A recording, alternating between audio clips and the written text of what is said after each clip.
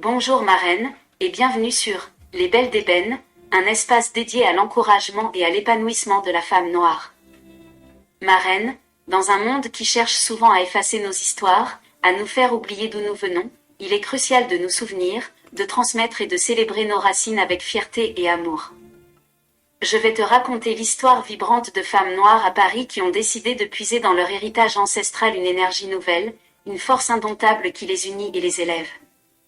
Cette histoire est un hymne à la mémoire, à la sororité, et au pouvoir des femmes noires qui se retrouvent pour écrire ensemble un avenir radieux. Histoire, la force des racines.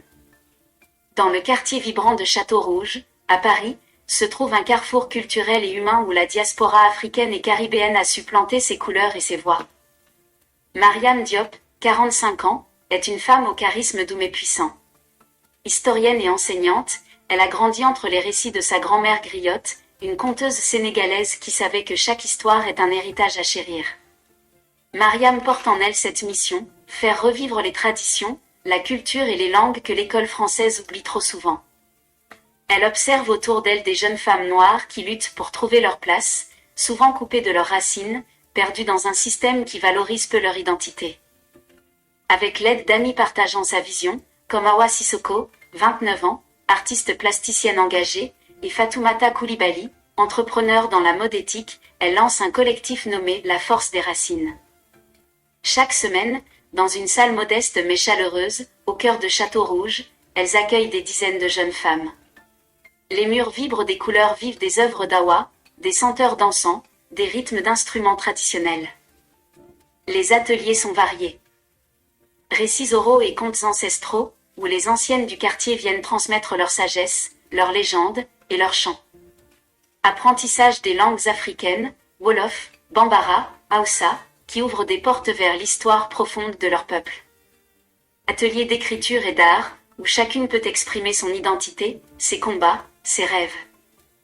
Conférences sur l'histoire africaine, animée par Mariam, qui remet en lumière des figures oubliées, des héroïnes méconnues.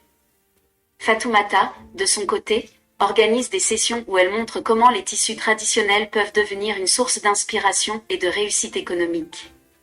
Elle partage ses techniques pour monter une marque éthique, tout en respectant les savoir-faire ancestraux.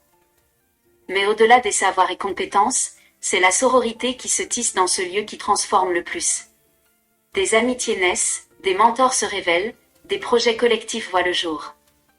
Un soir, lors d'une grande soirée culturelle organisée dans le quartier, les jeunes femmes défilent dans des tenues créées par Fatoumata, entourées des œuvres d'Awa, tandis que Mariam raconte des histoires qui font vibrer chaque cœur. Cette soirée est plus qu'un événement, c'est une renaissance. Un moment où chaque participante comprend qu'elle est la digne héritière d'une longue lignée de reines, de guerrières, d'artistes. Une jeune fille, émue, confie avec émotion. « Avant, je me cachais, je doutais. Aujourd'hui, je sais que je suis le fruit d'une histoire immense. Je suis fière, je suis forte, je suis une reine. » Ma reine, si je te raconte cette histoire aujourd'hui, c'est pour que tu n'oublies jamais que ta force est aussi celle de toutes celles qui t'ont précédée. Que dans tes veines coule un sang riche d'histoire, de lutte, de triomphe. Et que cette force, partagée entre femmes noires, devient un levier puissant pour changer le monde. Connaître ses racines, c'est planter les graines d'un avenir fort et lumineux. La solidarité entre femmes noires est la racine qui nourrit nos rêves. Merci d'être resté jusqu'à la fin de cette histoire. Que Dieu te bénisse, et à bientôt pour des histoires encore plus passionnantes et instructives.